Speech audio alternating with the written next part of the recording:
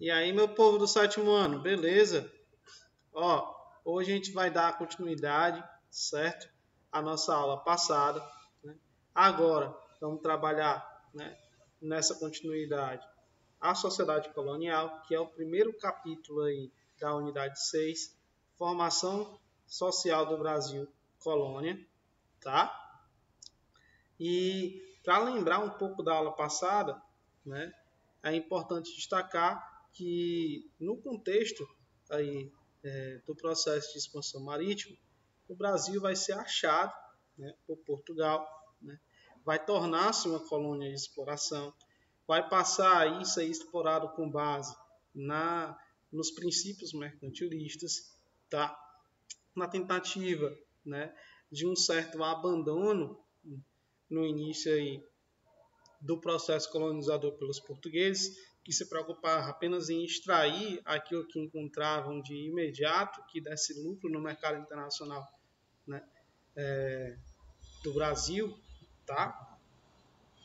Houve a possibilidade desse território ser tomado, né, desrespeitando o Tratado de Tordesilhas por franceses, por holandeses, por outros povos, né, que vão burlar essa legislação, tá certo? Nesse sentido, os portugueses vão dar início ao nosso processo de colonização, entregando eles nas mãos de particulares, primeiro com as capitanias donatarias, que não vão dar certo por conta da falta de investimento, da dificuldade de acesso aos territórios, da hostilidade dos povos nativos que não queriam perder suas terras e por isso guerreavam bravamente por não ver a terra como um objeto, né, como uma mercadoria, mas como um bem cultural, tá certo?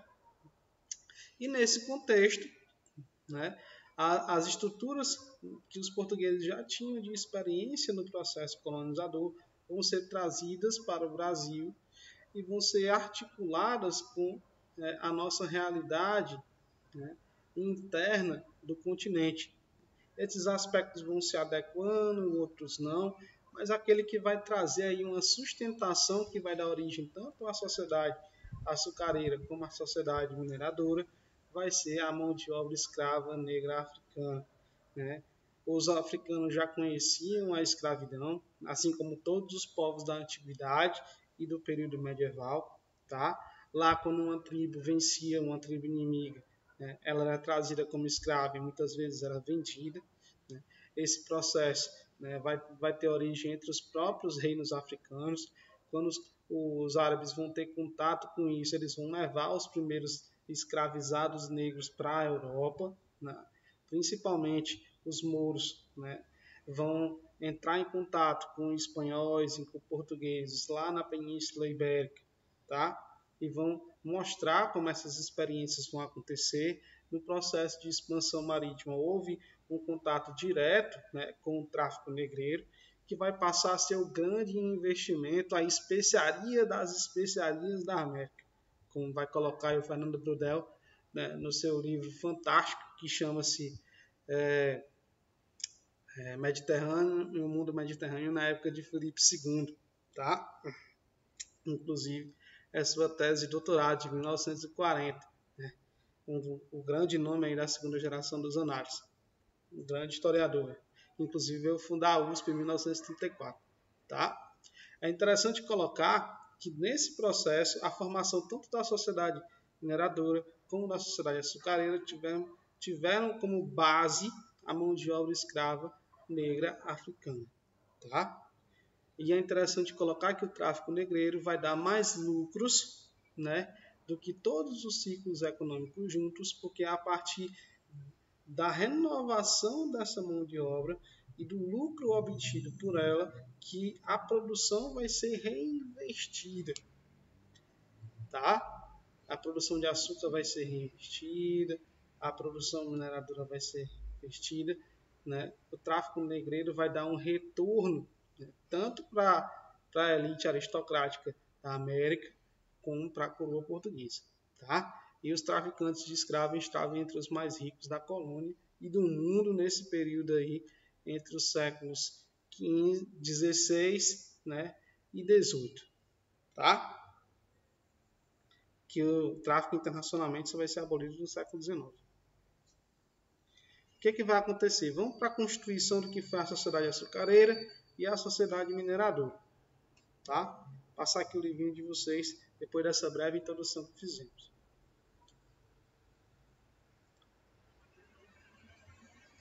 Por que sociedade colonial? Tá? A sociedade colonial ela vai ter diversos aspectos, principalmente porque no Brasil não vai ter apenas um tipo de colonização, apesar da plantation ser predominante. Tá? Como vai dizer o Capistrano de Abreu, grande historiador cearense, né? Nesse período colonial vão ter, né, talvez 3 ou 4 Brasis. Vai ter o Brasil do açúcar, que é aquele que vai ser mostrado, né, e que vai ser elogiado, né, pela elite brasileira, principalmente nas pesquisas, né, a partir aí do século XIX e início do século XX. Tá? Vai se fazer um elogio da colonização portuguesa na América, que vai priorizar pesquisas sobre a questão da plantation, sobre a importância da produção açucareira, da monocultura, da escravidão negra africana, a sua justificação pela igreja, certo? E os lucros, né, obtidos com ela, tá, voltados para o mercado externo, baseado na grande propriedade de terra. E nessa sociedade açucareira, né, a plantation, né, é o seu principal modelo econômico. Porém, vão haver outros, certo? Vai haver o Brasil da pecuária, que inclusive grande parte das províncias do norte e do nordeste, mas principalmente fora a realidade geral aí de Salvador e de Pernambuco, né? As capitanias que eram ditas dependentes destas, elas foram colonizadas por outras vias, né? Como, por exemplo, a capitania do Maranhão foi colonizada através do comércio das drogas do sertão, né? Que são as especiarias brasileiras, as especiarias da América, né? Que é a noz moscada, a pimenta do reino, né? A pimentinha de cheiro, né? Que mais? O cominho, né? O coloral, o azeite de dendê, né? A castanha do Pará, tá? Então, todos esses condimentos e artigos de luxo que eram encontrados aqui, que davam lucro na Europa, né? Podia ser rentável para a coroa portuguesa, era chamado de droga do sertão, tá? E outras vão ser colonizadas pelos chamados caminhos do gado. A pecuária, né, vai ser um, né, desses incentivadores tanto do desbravamento do território para além do Tratado de Tordesilhas, como também do desenvolvimento de uma economia que era inclusive complementar à economia açucareira e ajudava no desenvolvimento de um mercado interno, né? Os caminhos, né, do gado, né, a civilização do couro, como vai falar o Capistrano de Abreu, e assim, por exemplo, que o nosso estado, né, a nossa capitania, o Ceará Grande, ele é colonizado junto com outras capitanias aí do que hoje é o nordeste do país, tá? E além desses tipos de colonização, há também, né, a colonização da mineração, que a gente vai falar primeiro da sociedade açucareira, né, e depois da sociedade mineradora, tá? Como nós já havíamos dito para vocês, tanto na aula passada como nessa, a sociedade açucareira, né, ela possui pouquíssima mobilidade social, tá? Ela é baseada principalmente na escravidão africana, tá? Como um modelo de produção, né? Na contradição existente entre a Casa Grande e a senzala. A Casa Grande era o lugar onde o senhor de engenho morava, né? Era o lugar onde os engenhos estavam relacionados, tá? Onde havia as principais rendas, onde havia as terras mais férteis. E a senzala era o lugar onde os escravos, né, se acomodavam para tentar morar e dormir, tá? E é a partir dessas contradições sociais existentes, né, que o patriarcado, o patriarcalismo vai começar a se desenvolver no Brasil. Aquele núcleo da família patriarcal, onde o chefe da família mandava, onde as mulheres eram reclusas em casa, não tinham participação política, eram eles que participavam da administração da colônia, da administração local, nas câmaras municipais, eram chamados de homens bons, tá? Geralmente eram grandes latifundiários, proprietários de terra, certo? Por que havia pouquíssima mobilidade social durante a economia açucareira? Tá?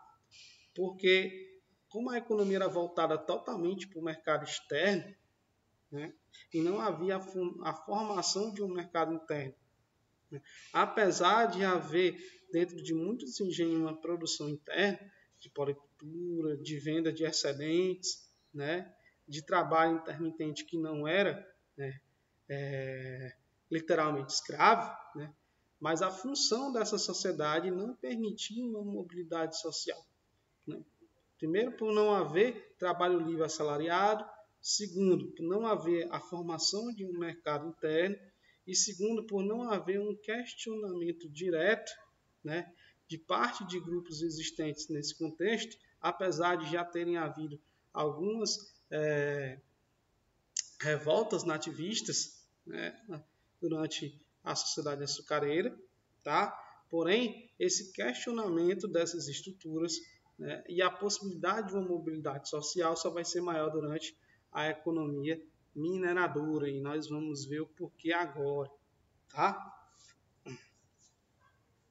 Então, a sociedade açucareira, né, ela é dividida, né, de forma patriarcal, pouquíssima mobilidade social, né, ela é vista na contradição Casa Grande-Senzala. Havia duas classes principais, né, que se relacionavam, que apesar de haver, né, a existência de outras classes sociais dentro, né, da contradição dessas duas, né, elas não entravam na relação fundamental, né, que modificava a sociedade em si, tá? Elas dependiam do conflito existente entre essas duas, certo? Então, ela era baseada na plantation, né, na monocultura, escravismo e latifúndio, na grande propriedade de terra, voltada para o mercado externo e principalmente com fins mercantilistas para enriquecer as metrópoles, principalmente Portugal e os seus parceiros comerciais, tá? Já a sociedade mineradora não, ela possui uma característica mais autônoma. Primeiro porque ela vai ajudar a modificar o eixo econômico da colônia, né, do Nordeste para, né, a região Centro-Sul. Lembrando que a região das Minas, né, era uma região que era independente, ela não ficava nem, né, nas capitanias do Sul, né, e nem na capitania de São Paulo, ela ficava fora, né, no entreposto entre esses dois, né, grandes territórios. Tá? O ouro ele vai ser encontrado no final do século XVII e início do século XVIII, né, pelas bandeiras paulistas. Lembrando que as entradas e as bandeiras tinham diversas funções. Tá? Uma dessas funções eram bandeiras de apresamento, eles eram contratados para procurar índios fugidos no mato, né, para acabar com revoltas que haviam em aldeamentos, tá? Para acabar com tribos que eram hostis. Havia os sertanistas de contrato, né, que tinha como objetivo acabar com os quilombos e principalmente resgatar negros fugidos, certo? Mas o principal objetivo das entradas e das bandeiras, né, entradas que eram expedições oficiais, bandeiras que eram expedições particulares, era encontrar ouro e prata. E isso foi feito em uma região que ficava além dos limites do território, né, aí das capitanias de São Vicente e posteriormente São Paulo, que vai ficar conhecida como região das Minas, por isso o nome hoje Minas Gerais. Na região próxima onde hoje é Ouro Preto, que na época é chamado de Vila Rica, vai ser encontrado as primeiras jazidas de ouro do Brasil. Tá? E sabendo dessa perspectiva, né, muitos mineradores, né, ou pessoas vão migrar da maior parte da colônia para essa região, na tentativa, né, de ter uma vida melhor. Assim, vai acontecer a mudança do eixo econômico, né, do Nordeste, né, para a região Centro-Sul. Vai acontecer a formação de um mercado interno que não possuía, né, de trabalhadores livres, né, de profissionais liberais, de comerciantes, né, que vão ajudar, inclusive, ao desenvolvimento urbano dessa região, influenciado pela economia aurífera, tá? Aí vão surgir profissões que eram livres ainda dentro da sociedade mineradora, como de faiscador, né? Como o próprio traficante de escravos, né? Que apesar de ser livre, traficava escravos, mas era livre e era rico, tá? Que quem não participava desse bolo das grandes propriedades, né, era tido aí, né, como diz a professora Laura de Mello Souza, como um desclassificado do ouro, tá certo? Que eram os marginalizados aí da sociedade mineradora, tá? Os faiscadores, aqueles que trabalham na produção aí do ouro, né, mas que eram trabalhadores livres, mas que não tinham acesso a essas grandes propriedades, tá? O que vai acontecer? Apesar da existência do trabalho livre, a mão de obra fundamental da sociedade mineradora, além, né, dessa possibilidade de mobilidade social, era a mão de obra escrava africana. Por que ela havia uma possibilidade de você mudar, ascender socialmente? Porque se um escravo encontrasse, né, uma pepita de ouro ou algo parecido, né, ele podia comprar, com o passar do tempo, a sua alforria, né? Podia mudar de uma categoria, né, de um escravo para um homem livre, certo? Talvez não fosse respeitado o seu status, mas ele seria um homem livre, né? Então havia muito contrabando. E por conta disso, né, a própria produção aurífera vai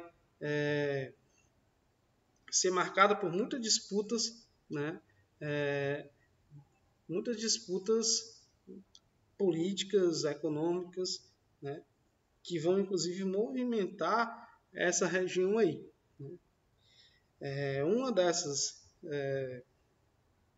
desses conflitos, né, que inclusive vai fazer parte aí dos chamados movimentos nativistas, né, um dos primeiros movimentos nativistas, é a famosa Guerra dos Emboabas, que vai envolver os bandeirantes paulistas que acharam as primeiras jazidas de ouro, né, do país, com aqueles que vinham de outras capitanias que, segundo eles, eram estrangeiros nessa região, que eram chamados pelos paulistas de emboabas. É engraçado que os paulistas também eram estrangeiros na região, mas chamavam os outros que também eram de estrangeiros de emboabas. Então a disputa entre bandeirantes paulistas e emboabas, né, emboabas que eram a maioria, a coroa portuguesa vai ficar do lado dos emboabas, vai criar a intendência das minas para fiscalizar a produção de ouro no Brasil, tá? E assim vai acontecer a famosa Guerra dos Emboabas, que vai dar origem à criação da Intendência das Minas. E a Intendência das Minas era o órgão responsável pela produção e a distribuição de ouro, né, em todo o território da colônia, tá? Pela fiscalização da produção de impostos, etc. Tá? Tributação. Porém, né, a Intendência das Minas, né, vai começar a regulamentar essa produção. Caso alguém encontrasse, né, a mina não seria totalmente sua. Aquela jazida seria dividida em 3 partes, que era chamado na época de data. Né? Vai ser dividido aquele lote de ouro em 3 datas. Uma ficava com o minerador que encontrou, né? A segunda parte ficava com a coroa portuguesa e a terceira parte ficava com o maior produtor da região que tivesse mais escravos, porque a captação era um desses impostos ou tributos. Cada escravo que você possuía era uma taxa que você pagava para a coroa portuguesa para produzir mais ouro, tá? Porém, né, outras tributações foram sendo construídas, né? Por conta da questão do contrabando, o ouro ele era transportado de diversas formas. Ele era transportado, né, em pó, ele era transportado em barra, ele era transportado em pepita, tá? E a coroa portuguesa vai começar a apertar o cerco, né, sobre essas localidades, tá? Porque se um africano, né, o cara colocasse, por exemplo, uma pepita de ouro escondida no Black Power, então em algum lugar, e conseguisse aí, né, ficar com ela, ele podia comprar sua alforria. E ainda vai crescer dentro da questão do contrabando, né, o chamado santinho do pau oco, que é aquele falso santo, né, que é feito, né, com um fundo falso de madeira, onde esse fundo falso de madeira servia para colocar ouro dentro, né? E os religiosos passarem na fiscalização da Intendência das Minas. Tá? Por conta disso, a coroa portuguesa vai criar, né, na tentativa de acabar com o contrabando e de ter, né, um controle maior da fiscalização, as casas de fundição. Né? O ouro passa a ser fundido apenas em barra e a legalização, né, dessa produção em barra só podia ser feita pela coroa portuguesa. Então, esse ouro que circulava na colônia, se ele não fosse em barra, a pessoa podia ser condenada à morte pela coroa. Tá? Isso vai revoltar os produtores independentes da região de Vila Rica, que vão construir uma outra revolta nativista além da Guerra dos Emboabas, que é chamada de Revolta de Vila Rica ou Revolta de Filipe dos Santos, que é o minerador que vai ser o líder da revolta e vai incentivar, né, por conta da alta cobrança de impostos e também contra a imposição das casas de fundição, a revolta de Filipe dos Santos. Filipe dos Santos vai ser condenado pela coroa portuguesa, vai ser enforcado, esquartejado, ainda aí na segunda metade do século XVIII. Tá? Vai servir de exemplo para outras revoltas que vão vir, inclusive a Inconfidência Mineira. Né? É interessante que essa revolta não vai questionar, né, a autoridade colonial, ela vai questionar apenas alguns aspectos, né, relacionados à questão econômica ou do pacto colonial, mas não vai questionar, por exemplo, a necessidade de uma independência, né, de uma emancipação de parte aí dessa região das Minas ou do Brasil, né, da colônia, né, como colônia, né, tornar independente o Brasil de Portugal. Tá? Vai ser uma revolta nativista ainda. O que acontece? A partir daí vai ser cobrado muitos impostos. Uma das causas imediatas da revolta de Filipe dos Santos foi a instalação da derrama, né, que além, né, da captação que eu já falei, né, que cada pessoa que tem um escravo tem que pagar, né, aí uma taxa, que é a captação, tem a finta, que é um imposto pago em arrobas anual, tá? Tem o quinto, que é o mais importante dos impostos, que é 20% da produção de ouro no ano deve ser entregue à coroa portuguesa. E tem a derrama, né? A derrama tem a faiscação, que você cobra para transformar aí o ouro em barra nas casas de fundição, tá? Mas o imposto aí daquele mais cruel mesmo é a instalação da derrama. Caso você não conseguisse pagar em arrobas, né, num ano aquilo que você devia à coroa portuguesa, ela instaurava a derrama. Mandava, né, e alguém aí da administração pública, né, ou um capitão-mor aí na sua casa, né, e revirava tudo que você tinha, derramava tudo que você tinha para tentar, né, aí minimamente reparar o gasto que você tinha com a coroa, tá certo? E não foi pago na produção de ouro. Esse é o imposto da derrama. E a derrama é uma das coisas que vai precipitar tanto a revolta de Filipe dos Santos, como também, né, a Inconfidência Mineira, né, que é uma das grandes revoltas emancipacionistas que vão acontecer aí no período colonial. Tá? Interessante colocar isso também. O que acontece?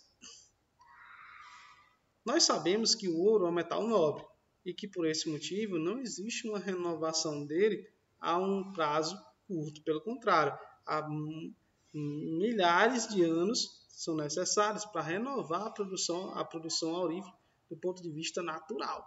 Tá? Então a produção de ouro ela ia se acabando e tornando-se menor a cada ano. E a coroa portuguesa continuava mantendo as mesmas taxas ou aumentando elas. Então a derrama ela ia ser instaurada, né, quer queira ou quer não, né, para os mineradores de alguma parte da colônia. Tá? E na região aí, né, onde a produção era mais acentuada, que era na cidade de Vila Rica, isso ia acontecer de forma constante, que vai gerar essas revoltas e essa instabilidade aí que perpassa pelo período colonial através das revoltas nativistas, que vai culminar inclusive aí com as revoltas emancipacionistas como a Confederação do Rio de Janeiro, né? Como Confederação do Rio de Janeiro não, a Conjuração do Rio de Janeiro, né? A Inconfidência Mineira e a Conjuração Baiana, né? Todas próximas aí, né? Na segunda metade do século XVIII e início do século XIX, na passagem aí do século XVIII para o início do século XIX, tá? Influenciados aí pelo iluminismo, né, pela independência das 13 colônias que vai dar origem aos Estados Unidos da América, assunto aí das nossas próximas aulas, tá? Influenciados também pela Revolução Francesa e pelas chamadas revoluções liberais, né, Revolução Industrial, tá? E pela chamada crise do antigo regime.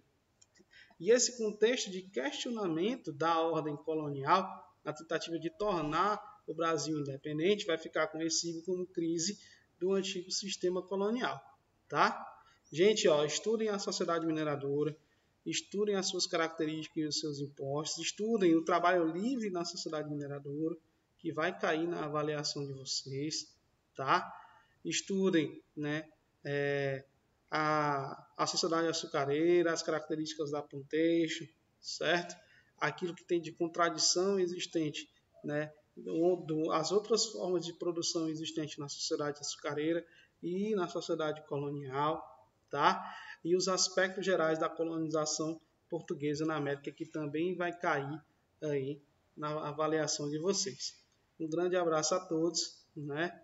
Tenham um bom estudo. Estamos aqui para o que vocês precisarem da gente para tirar dúvida, tá? Vejam a agenda porque lá vai estar aí as diretrizes da semana, vai estar aí um ACzinho para vocês responderem, para ajudar aí a estudar para avaliação.